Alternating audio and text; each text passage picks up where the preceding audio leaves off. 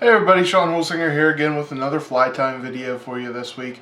A nymph pattern this week, a really cool simple one using a couple Semperfli products. Today I'm showing you some micro glint, which is some really neat stuff. You can make some nice thin bodies out of it, good for, you could use it for perdigons, anything from perdigons to just simple thread body nymphs. Really cool. I'm using it to make a flashy little pheasant tail this time. And that's what we'll call it, Flashy Pheasant Nymph. And it's going to be a great mayfly imitation, really simple, thin, and really profiled nice for a mayfly nymph I should say.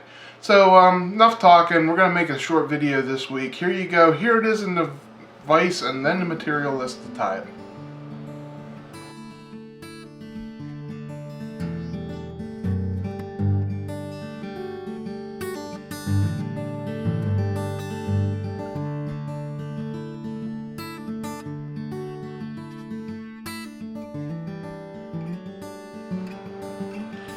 Alright, let's get into tying this simple little fly. It won't take long to do. Here you can see it. Just a cool, easy little mayfly imitation.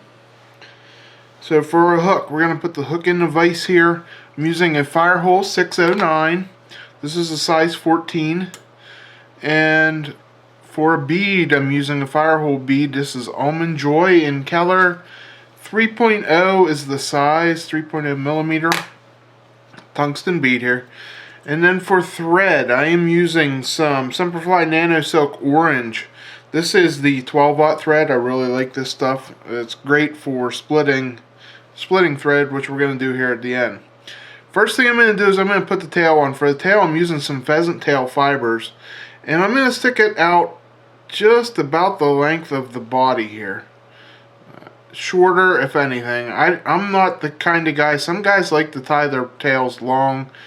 That's not me. That one's even a hair long, but it'll do. And then I'm going to wrap my fibers back over backwards, because this is going to become the back of this fly here in a second.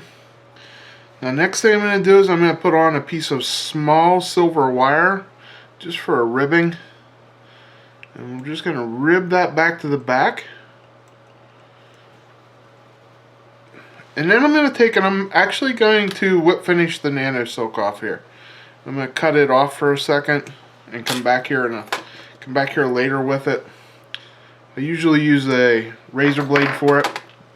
Next thing I'm going to put on is some micro glint. This is Peacock green. And what I'm going to do is I'm going to start it on by the bead. And then I'm going to wrap back to that peacock, to the pheasant tail with it. And then I'm going to come back up side by side wraps, making sure I cover everything. The purpose of this is to keep it thin. And I'm just going to go once to the back, once to the front.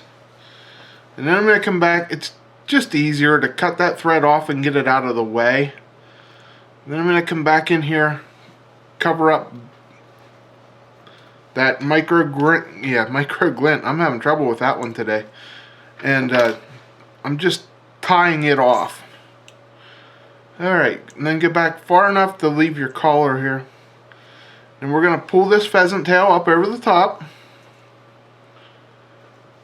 Tie it down into place. And then I'm going to take my silver wire. And I'm going to get about 4 wraps. What I like to do is I like to come over the top and then pull down towards the bottom with it. So come over the top, put it where I want it, pull down, lock it into place. It helps keep it from rolling as much this way.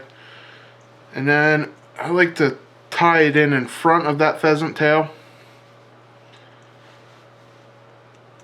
And then I'll pop it off. And now we're going to make the thorax on this, and I'm going to take my bodkin and I'm just going to rub this thread until I get it to flatten out. Once I get it flat, then I'm going to take that needle, I'm going to split it right down the middle, and I'm going to split my thread in two. When I get my thread split in two, and with my macro lens here it's not the best, I'm going to put the fibers, just some fibers here of Peacock, or sorry, Whitlock stubbing blends. This is Hellgrammite color.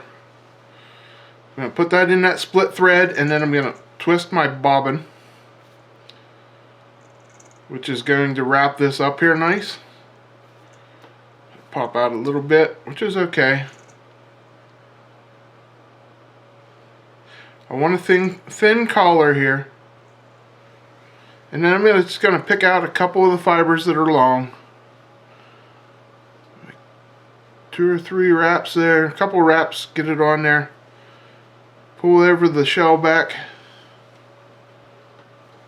and tie it off.